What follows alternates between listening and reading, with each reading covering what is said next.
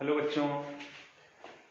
तो आज हम पढ़ने जा रहे हैं लॉज ऑफ मोशन। क्या पढ़ने जा रहे हैं? Laws of motion, kinematics. क्या चीज है भैया? काइनेमेटिक्स। तो हम पढ़ते हैं भैया लॉज ऑफ मोशन। तो लॉज ऑफ मोशन किसके लॉज थे? ये न्यूटन के लॉज थे। किसके लॉज थे? ये न्यूटन के लॉज थे। अच्छा, तो जो लॉज ऑफ मोशन है उनमें पहले छोटी छोटी सी डेफिनेशन हम लोग देख रहे थे। सबसे पहली डेफिनेशन क्या है? वेट, जो कि हम लोगों को पता होता है। वेट क्या होता है? वेट क्या होता है? लाइन टू लाइन हम लोग पढ़ेंगे। Wait of the body is the force which earth attracts. जिसको अर्थ क्या करे भैया? अट्रैक्ट कर रही हो। क्या कर रही हो?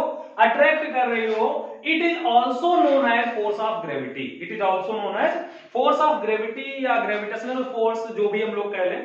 तो हमने क्या बोला? वेट ऑफ द बॉडी, क्या बोला?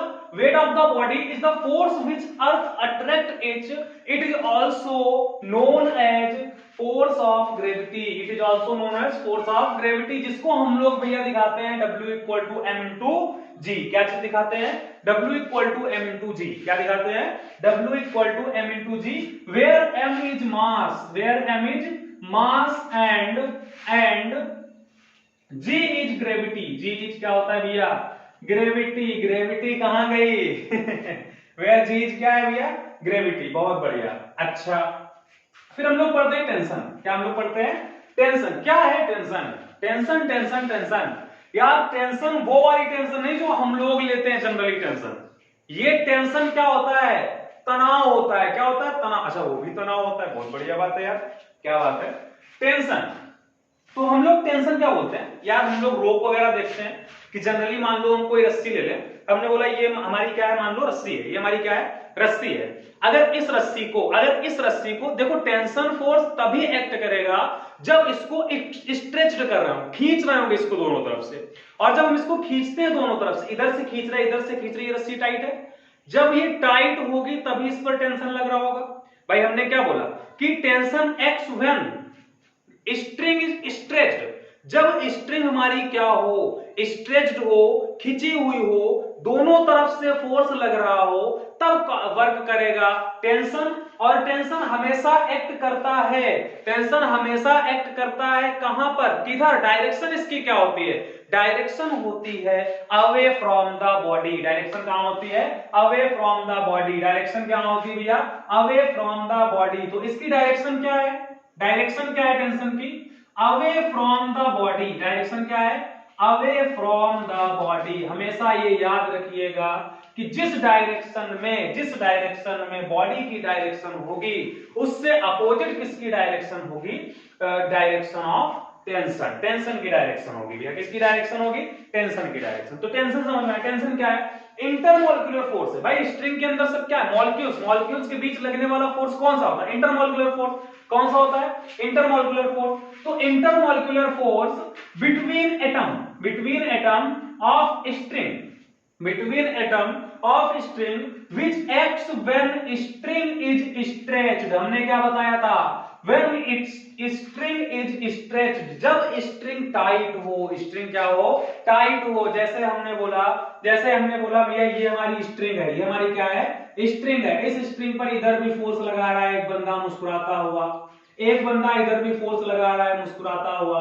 ये इसको इधर खींच रहा है, ये इसको इधर खींच रहा है, तब इस पर टेंशन आ रहा है। इस बंदे के लिए यहां पर टेंशन की डायरेक्शन ये, और इस बंदे के लिए यहां पर टेंशन की डायरेक्शन ये। अगर रोप एक ही हो, याद रखिएगा, अगर रोप एक ही हो, जितना टेंशन फोर्स ये उतना ही टेंशन फोर्स ये, यानी कि ऑलवेज अपोजिट होते हैं और सेम मैग्नीट्यूड के होते हैं फॉर वन रोप। किसके लिए? फॉर वन रोप। यानी कि एक ही रोप के लिए जो टेंशन फोर्स होगा वो अपोजिट होगा और मैग्नीट्यूड उनका क्या होगा? सेम होगा। जब स्ट्रिंग क्या हो? स्ट्रेच्ड हो। अच्छा, एक चीज और देख लें। हम लोग पढ़ते हैं नॉर्मल रिएक्शन। नॉर्मल रिएक्शन क्या होता है? बहुत से लोगों के दिलों में ख्याल होता है कि नॉर्मल रिएक्शन जो होता है वो ऑलवेज mg होता है। तो ये ख्याल हम दूर करना चाहते हैं कि ऑलवेज mg नहीं होता है। वो ऑलवेज mg नहीं होता है। वो हमेशा ही हमेशा एक्ट करता है वो हमेशा ही हमेशा एक्ट करता है परपेंडिकुलर टू द सरफेस। किसके? परपेंडिकुलर टू द सरफेस हमेशा एक्ट करेगा वो, हमेशा एक्ट करेगा वो परपेंडिकुलर टू द सरफेस। जैसे कि मान लो ये हमारा कोई ब्लॉक है, दिख रहा है सभी को? हाँ दिख रहा होगा। ये हमारा कोई ब्लॉक है, इस ब्लॉक का मास कितना है? mg, तो इसका normal reaction always perpendicular to the surface. इस केस में तो n इक्वल टू mg हो जाएगा, इस केस में तो n इक्वल टू mg हो जाएगा।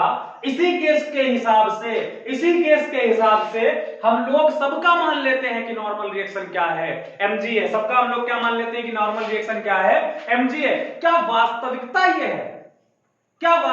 ये है कि n इक्वल टू mg है? क्या वास्तविकता ये है